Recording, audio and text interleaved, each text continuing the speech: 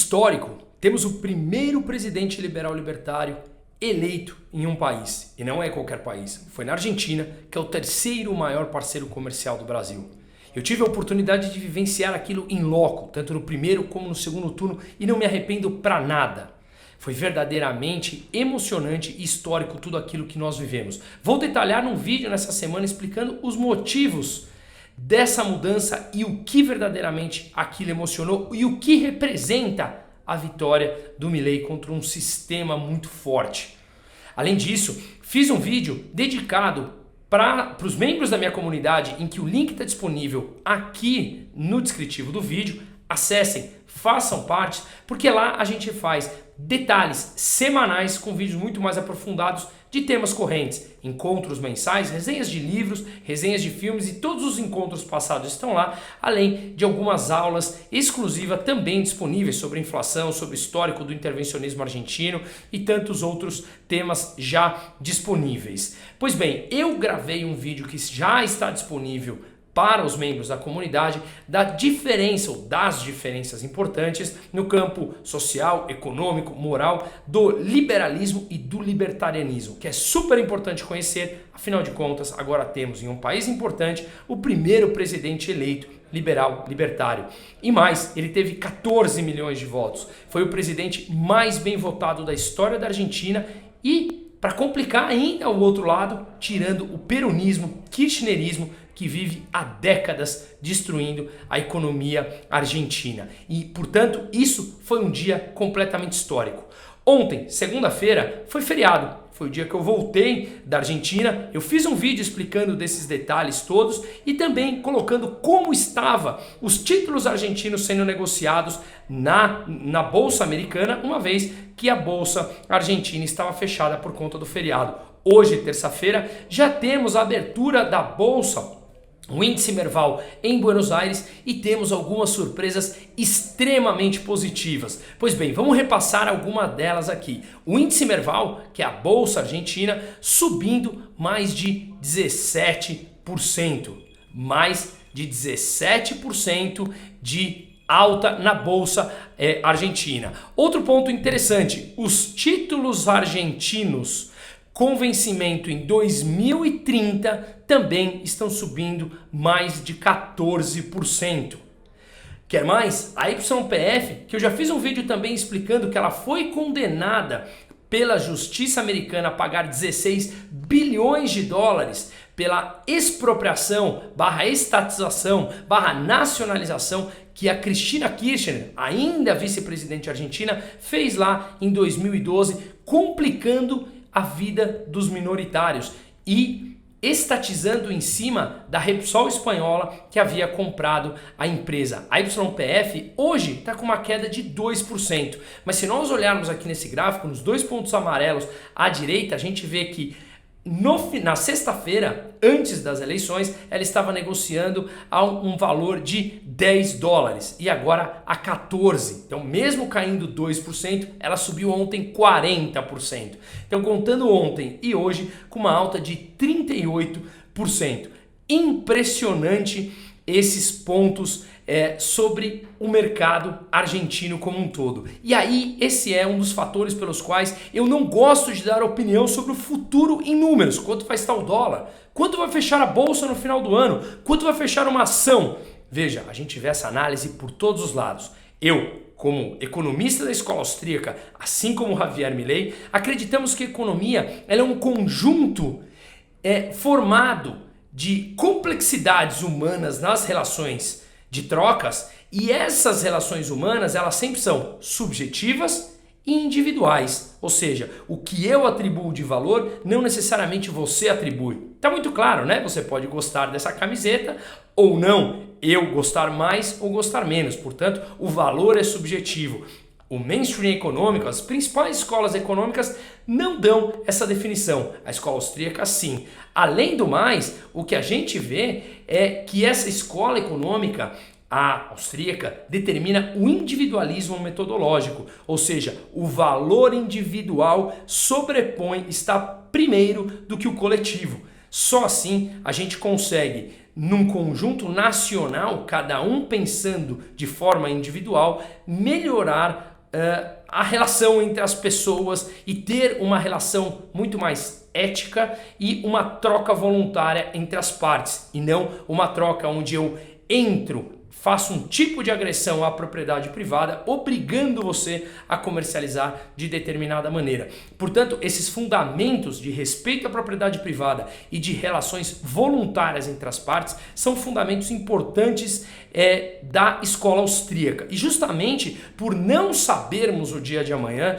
não saber o que eu vou querer comprar, comer, consumir amanhã, nem você, e com isso os empresários, eles são altamente eficazes em suprir, entender e suprir essa demanda que nós não sabemos ainda qual será, e isso é empreender de forma livre para satisfazer as demandas dessa sociedade, faz com que a escola austríaca seja a que melhor explica as complexidades econômicas e as relações pessoais numa sociedade. Mas justamente por não saber o que a gente vai querer amanhã, ou quais serão as nossas vontades e anseios no dia de amanhã, ou até mesmo daqui a um minuto, justamente por isso nós acreditamos ser impossível fazer qualquer tipo de projeção. Olha, o dólar vai estar 5,12 no final do ano, ou estará 5,10 ou 4,90. Nós não sabemos. Você pode usar algum tipo de ferramenta para dar qualquer tipo de projeção, sabendo que ela pode estar completamente errada. E aí, se eu dou uma projeção para daqui 6 meses, quando eu errar, ninguém mais lembrou, ainda mais no mundo onde nós somos carregados de informações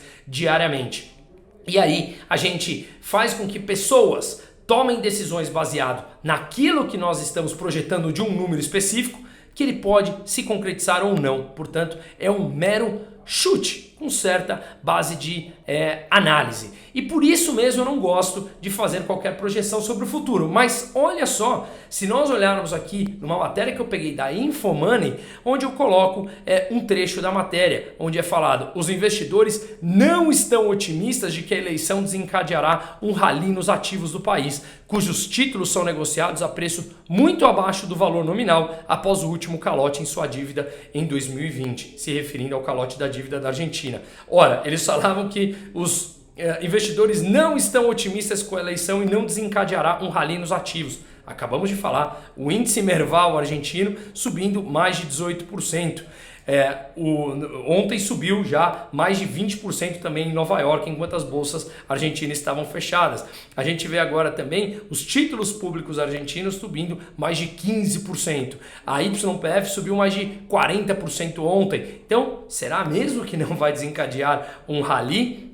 Já está claro que mais uma análise errada. E justamente por isso que eu gosto de entender o dia a dia, entender a matemática, que essa sim tem um fundamento e encara a verdade como ela é. Não sabemos quando o problema chega ou quando a euforia chega, mas sabemos através da matemática, do resultado fiscal, do resultado que uma empresa entrega, se isso será maior ou menor sucesso. Pois bem, falando dos títulos soberanos, que são o título de dívida do governo argentino, em que eles já deram mais de 10 calotes desde os anos 2000 na sua dívida, ele realmente chegou, até antes das eleições, a ser negociado por um valor de 20% do seu valor de face. Ou seja, ele foi emitido, digamos, a $1 e você comprava por 20 centavos de dólar cada título. Ele perdeu 80% do seu valor de face até as eleições. Com Massa, ele representaria uma continuidade na trajetória fiscal, aumento do endividamento público, aumento do gasto público, aumento do controle de preços, aumento dos subsídios, que hoje representa 8% do PIB, segundo um vídeo que eu fiz ontem e mostrei todos esses dados e gráficos comprovando esses números. Pois bem, controle de preços nunca deram certo na economia. Subsídios sempre levam um endividamento maior. O endividamento público, isso leva sempre a uma dívida mais alta e, naturalmente, pressão no câmbio, pressão nos juros, e aí o governo vem controlando o câmbio, controlando o quanto que um argentino pode comprar de dólar, levando, obviamente, à escassez da moeda, e a escassez da moeda no mercado paralelo negocia a um preço muito mais alto. Portanto, os investidores já prevendo um eventual mais um calote na dívida, o valor de face perdeu mais de 80% desses títulos soberanos. E agora, após as eleições, o que a gente vê é um rally desses títulos, como eu mostrei agora há pouco, em que só hoje eles estão subindo mais de 14%, porque o mercado começa a prever que as promessas de campanha ou a forma de ver a economia do Javier Milei é de ter um controle fiscal, o Estado gastar menos, diminuir o tamanho da máquina pública, portanto você não precisa cobrar tantos tributos para manter uma máquina pública inchada, que ela se sustenta através do financiamento de impostos ou emissão de dívida ou impressão de dinheiro, que é altamente inflacionária. Quando o Milei corta essa máquina pública, ele não precisa mais arrecadar tanto dinheiro, portanto não precisa se endividar tanto, ele passa a buscar um superávit, gastar menos do que arrecada, ele volta o país a ter uma poupança, ele acaba com aquelas bizarrices que existe hoje na Argentina, em que você taxa a exportação, que você tem controle de câmbio e não taxa flutuante, que você tem vários tipos de taxas de câmbio, oficial que não serve para nada,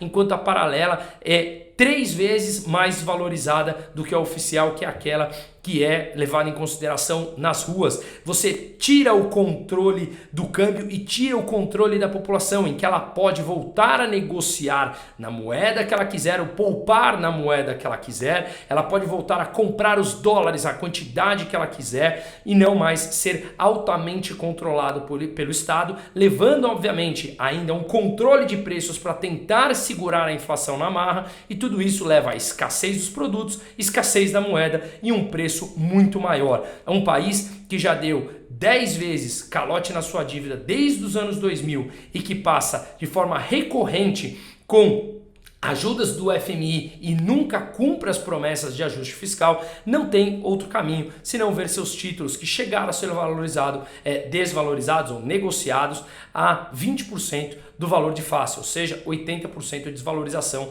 Como eu falei, a promessa de campanha do Milei de liberdade econômica, liberdade individual, diminuição da máquina pública, corte desses gastos absurdos, tirando, como ele mesmo fala, a casta parasitária que simplesmente se financia através do dinheiro público, que lá na Argentina acabou, e hoje você tem uma população com 50% abaixo da linha da pobreza, sendo 10% de indigentes, não tem outro caminho senão o corte de gasto. Quando ele promove esse tipo de choque, de liberdade, de atração de capital na Argentina, obviamente a chance, a expectativa de chance de um calote na dívida argentina diminui brutalmente. E aí você vê os títulos subindo e você vê também a bolsa subindo. Vamos lembrar que um país hoje está com 150% de inflação oficial, mais de 300% de inflação na rua que você sente, e isso representa uma moeda que perdeu 90% do seu valor de face nos últimos 4 anos. Moeda desvalorizada representa muito mais inflação. E por que uma moeda desvaloriza? Porque um governo ele simplesmente destrói o valor dessa mesma moeda quando ele tem um endividamento que cresce de forma exponencial, que não para de crescer, e ele simplesmente não consegue mais se financiar no mercado doméstico ou no mercado externo. As pessoas não querem mais segurar aquela moeda em suas mãos, porque do dia para a noite ela perde valor, portanto é melhor eu comprar qualquer coisa que ele vai valer mais amanhã do que a moeda no meu bolso, ou tentar dolarizar mesmo que de forma informal. Segundo algumas fontes do INDEC, um instituto argentino, falou que tem basicamente 40% do PIB, pouco mais de 250 bilhões de dólares, em circulação na Argentina, que esse sim poderia entrar no sistema caso a economia seja dolarizada. O ponto aqui não é nem discutir a dolarização, mas sim como o mercado repercute essa alta e os motivos dessa alta, que é a expectativa de que a Argentina possa voltar a ter uma responsabilidade fiscal, que é o único caminho, junto com a liberdade econômica, do sucesso no médio e no longo prazo de um país.